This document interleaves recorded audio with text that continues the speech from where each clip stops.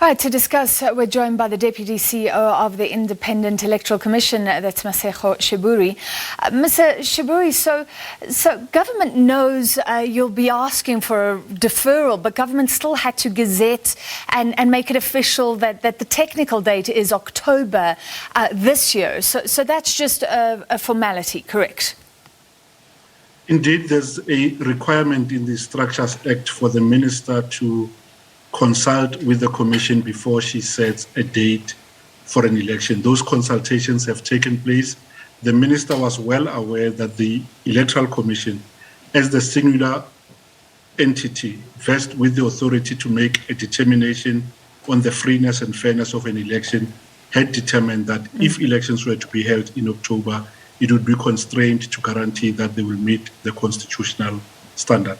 However, on her part, she also has a legal obligation to discharge, i.e. to determine the date of an election. And absent a court order, she had no option but to determine the date of the 27th as the date on which elections must be contested. And this helps you in a sense because now you have that official date to go to the Constitutional Court and ask for a deferral. Are you on relatively new legal ground here, and what are your hopes of getting that deferral? We are, I think, in uncharted territory.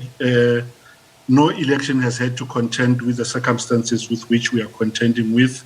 Our case has always been based on a deferral and not a postponement because the Commission had made a determination that given COVID-19 and the measures in response to COVID-19, it will be unable to discharge an obligation for free and fair elections in October. Is that the difference between deferral and postponement? A deferral is that we formed an opinion even before the election was called, that if these elections were to be called, they would not be free and fair. A postponement would have meant that we are challenging the minister's authority to call the date of an election. Our case is premised on an impossibility to discharge a constitutional obligation.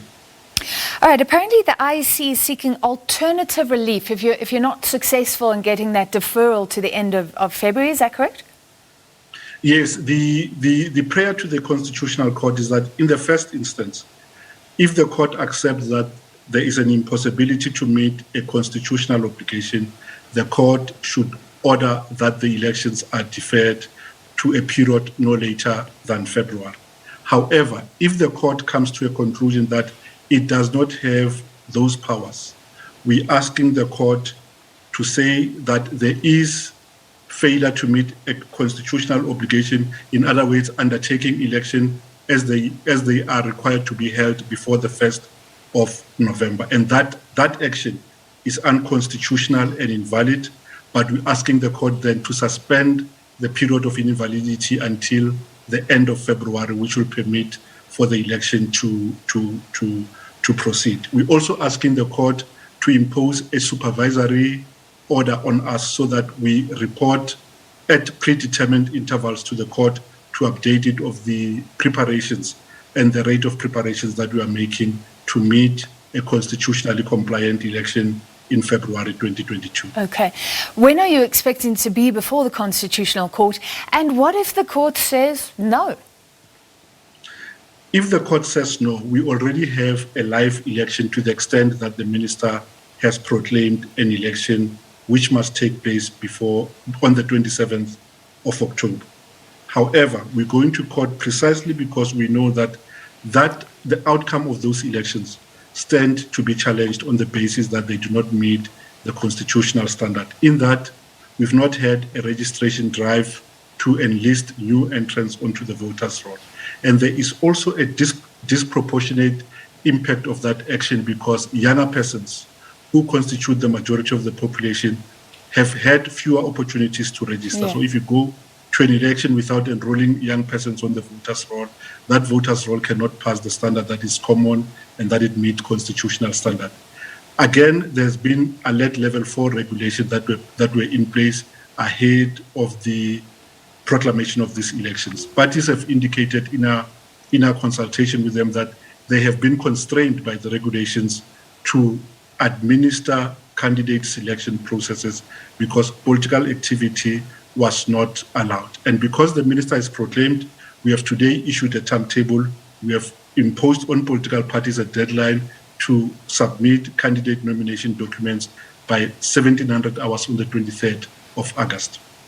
So if the court does not grant us a relief, we will proceed to deliver an election on the 27th of October. But even with our best endeavor, those elections are going to be found to be constitutionally non-compliant. So in finality, can we say you're pretty confident the Constitutional Court will grant this deferral? Otherwise, it is forcing you to essentially put lives in danger.